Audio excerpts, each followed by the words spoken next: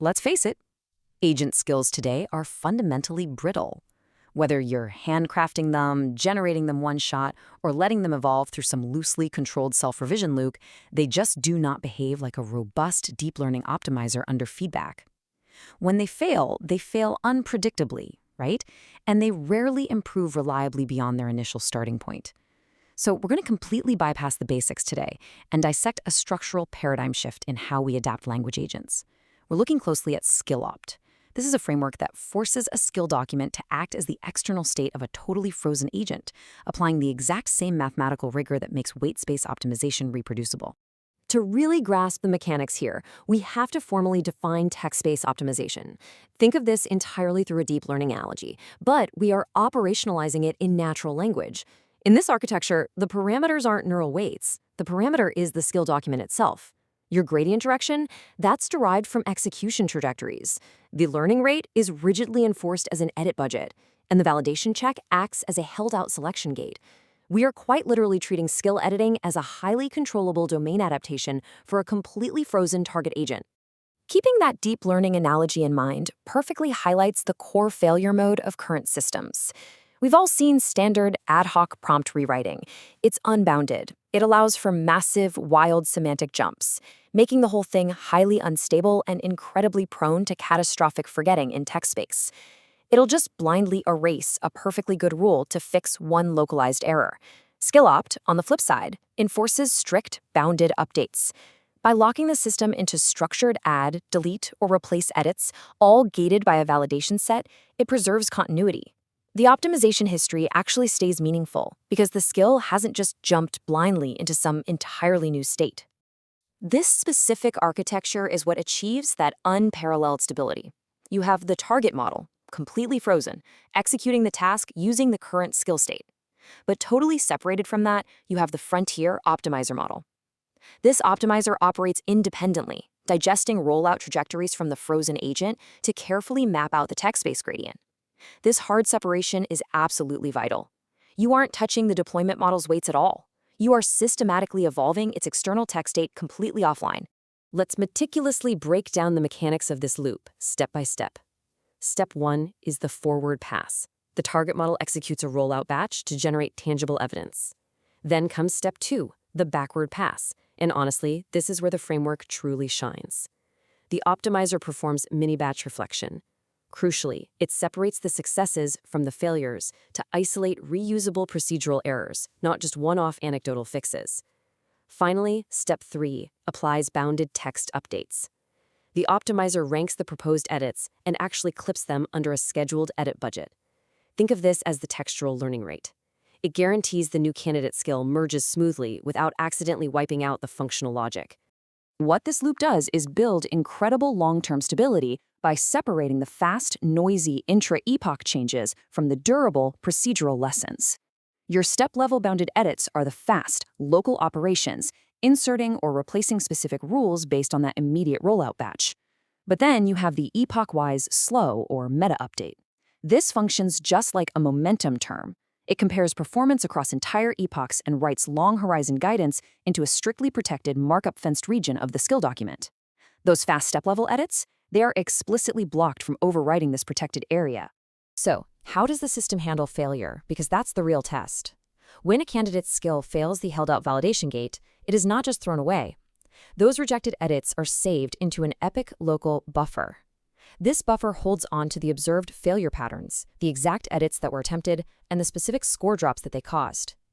When the optimizer makes future reflection calls, it references this exact buffer. It's essentially zero inference cost negative feedback, making sure the optimizer doesn't get stuck looping through the same plausible sounding but empirically harmful textual diagnoses. And all of this strict, deep learning style discipline translates into staggering empirical results. Across 6 highly diverse benchmarks, applying this text-based optimizer to GPT 5.5 in a direct chat setting yields a massive average gain of positive 23.5 points over the no-skill baseline. Just let that sink in. This isn't some marginal bump from a slightly tweaked prompt template. It is a fundamental structural leap in capability, achieved entirely without altering a single underlying weight in the model. Analyzing the hard data makes the superiority extremely clear, especially when you look at procedural benchmarks that require deep, long-horizon tool use. For GPT 5.5 on Spreadsheet Bench, the baseline no-skill model scores 41.8. Even a system like EvoSkill running inside a Codex harness only reaches 67.5. SkillOpt catapults that score to 80.7. On the embodied decision-making benchmark AlfWorld, it pushes the baseline from 83.6 to a near-perfect 95.5. It absolutely dominates every per-cell competitor out there, whether that's human-written skills, single-shot LLM skills, or prompt optimizers like TextGrad. But honestly, the impact on smaller target models is where it gets truly fascinating. Take GPT 5.4 Nano on AlfWorld. SkillOpt literally doubles its performance, taking it from a really struggling 34.3 up to 69.4. Same story with the Qwen 3.5-4B model for Spreadsheet Bench. Performance scales from a baseline of 9.3 all the way up to 23.9. By supplying highly optimized procedural knowledge externally as a refined text artifact, smaller models see tremendous relative gains. They're suddenly accessing execution logic that simply cannot fit inside their limited parameter counts. Now, the immediate skeptic's question is always, aren't we just overfitting to a validation set? Actually, no. Tracking performance across the epoch checkpoints reveals that the selection best validation score and the unseen test set score track tightly together. The strict validation gate is successfully selecting checkpoints that genuinely generalize to unseen data. It's solid proof that this bounded editing process is capturing fundamental domain adaptation, not just lazily memorizing answers for the selection split. And the ultimate acid test for generalized domain adaptation is cross-harnessing transferability. If we train a skill on Spreadsheet Bench using the Codex execution loop, and then abruptly drop that exact same text artifact into the completely different Claude code harness, we observe a massive, absolute gain of 59.7 points over Claude Code's baseline. Reversing it, Claude Code to Codex, yields a super impressive 43.6-point gain. These skills are definitely not overfitting to API-specific command recipes. They're encoding robust, transferable procedural logic. Obviously, a critical variable in all this is the capacity of the optimizer itself. Ideally, yes, you use a strong offline teacher, like a Frontier GPT 5.5 model, because it operates entirely offline, adding exactly zero inference cost during deployment. That gives you the highest absolute gains, like a 19-point jump on Search QA for a nano model. But here's the kicker. Even if you are restricted to a target-matched optimizer, meaning the optimizer is the exact same small scale as the student, the system still recovers 56 to 74% of those strong optimizer gains. That proves the bounded gated loop has massive intrinsic structural value, completely independent of just relying on a smarter teacher. We also have to address artifact compactness and edit economy. You might intuitively assume these massive performance leaps require bloated, thousands of lines long prompt files. Incredibly, they don't. Live math required exactly one accepted edit, resulting in a tiny 379 token skill. Spreadsheet Bench, which is easily the most complex, took only 4 accepted edits to produce a sub-2,000 token artifact.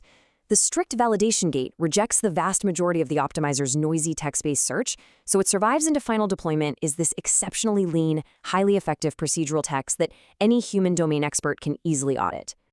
To prove this isn't just instance memorization, look at the actual generalized policy creation. Consider this verbatim deployed skill rule from the ALfWorld benchmark.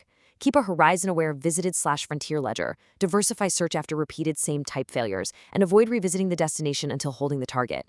That is a highly generalized, stateful execution policy. It's actively injecting sophisticated search frontier discipline that frontier models totally lack zero shot, and it was generated entirely autonomously through offline text-based optimization. Which brings us to the absolute bleeding edge of agent adaptation. SkillOpt conclusively proves that treating text like a rigorous parameter space works beautifully for tasks with automated exact match verification. But what about the next frontier? Open-ended, subjective deployment. How do we adapt this extremely strict validation gate for tasks where success is nuanced or totally reward-free? Could preference-driven models act as the gatekeeper for subjective procedural knowledge? It is a paradigm-shifting question for anyone building production-grade autonomous agents right now, and it's exactly where the architecture of text-based optimization has to go next.